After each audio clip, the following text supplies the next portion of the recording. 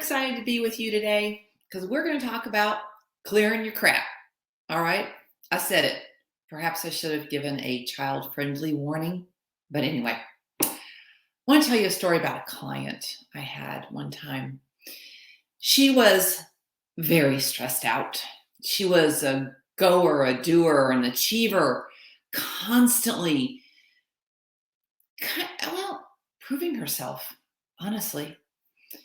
And her calendar was a reflection of that. One of the first things we did when we started working together was I asked her to share her calendar with me. And when I looked at it, I realized one thing. Everything on it was in her own handwriting. Are you feeling overwhelmed, stressed out, overtaxed? Are you experiencing a little bit of chaos in your life? Well, today we're going to talk about the first step in a 4-part process to clear your crap, to break the chains and make the waves in your life in order to fulfill your design. Hi, I'm Daphne Smith, and I'm excited to be with you today on Daphne V TV. I realized several years ago, and after lots of money in therapy, that until we deal with the root issue of something, it's going to continue to repeat itself. It's going to rear its ugly head. It's inevitable. Think about it like a weed in your yard.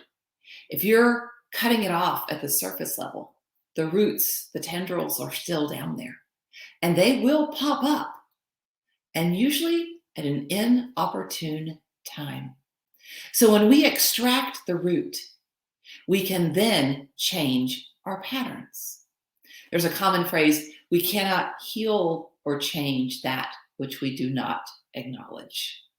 So today and over the next 4 weeks total, I'm going to give you some ideas, some tips and some tricks to help you clear your crap and address the roots in order to extract those tendrils and experience and benefit true change in your life. Let's start with the first letter, and that letter is C. As I explained to you what C is and what it stands for, I'd love to see in your comments who you are, where you're watching this from, and if you have children nearby, so I can, monitor my mouth. So the first letter in Clear Your C.R.A.P, C stands for chaos. Now, chaos can be a little subjective. What one person experiences as chaos, someone else may experience as just normal. That's what they're used to. Now, it doesn't mean they love it. It doesn't mean they enjoy it. It doesn't mean that they are thriving. They're perhaps barely surviving, just paddling through life and barely keeping their head above it. But the bottom line is this: chaos is whatever causes you to feel upheaval, to feel off kilter, to feel out of balance. In fact, my favorite book has a passage, and it's in 1 Corinthians 14:33. It says, "For God is not a God of confusion, but of peace." So another word for chaos is confusion.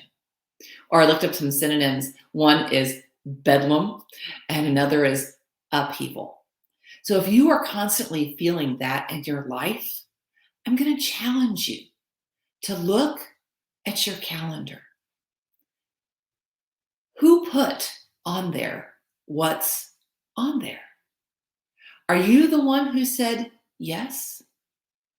And is it perhaps time to say no?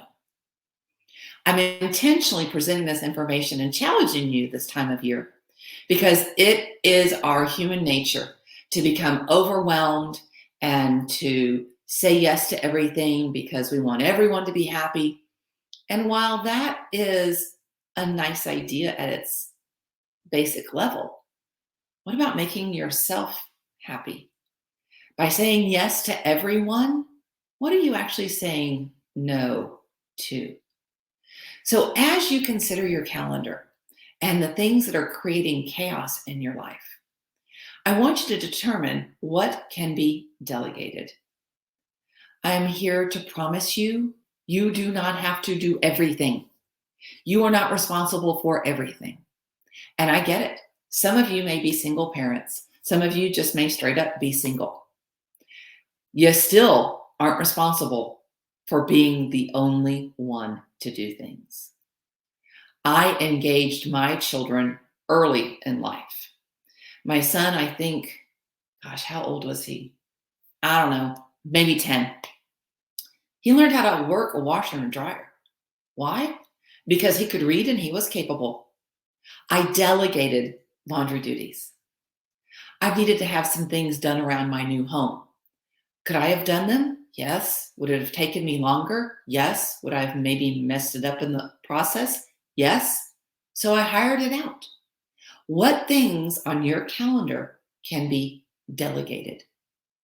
What things on your calendar can be dumped? One thing I learned early on as a mom was to ask my kids what really mattered. What was important to them for the holidays? I thought we needed to have hand-strung garland from popcorn and fresh cranberries on the tree, so it looked like a Hallmark movie. And you know what? My kids didn't give a flip. And I didn't really either. I thought I was supposed to. So that's why I did it. Come to find out, I could dump that one. That was one less thing I needed to do. So determine what you can delegate and what you can dump. And finally, release yourself and others. You know, I can best use my personal examples. And so when my kids were growing up, they were each allowed 2 activities at a time. That was it. I could have become a full-time chauffeur if I said yes to every activity and whim that they wanted to be a part of. But I don't, A, want to do that. B, I knew that it was my job as a parent to regulate them, to teach them how to make choices. So I relieved them. When somebody asked them if they wanted to be a part of something, they learned early on how to say no because they already had 2 commitments. If it was going to be a 3rd commitment, which one of the other two were they willing to give up? So when we release ourselves and others from having to say yes all the time, right there, you are able to relieve some of the chaos. So as we wrap up today, I want to just remind you that it's up to you to define chaos. Don't let somebody else's definition of chaos determine your definition of chaos. That's up to you. You're the boss of you. Number 2, determine what can be delegated and what can be dumped. And finally, release yourself and others. Learn to prioritize. Learn to say no. Learn to let go. That is how you will be able to break chains and make waves in order to live a well-done life by design. So give yourself permission to say no. And its partner, let go. Until next time, bye for now and enjoy some peace.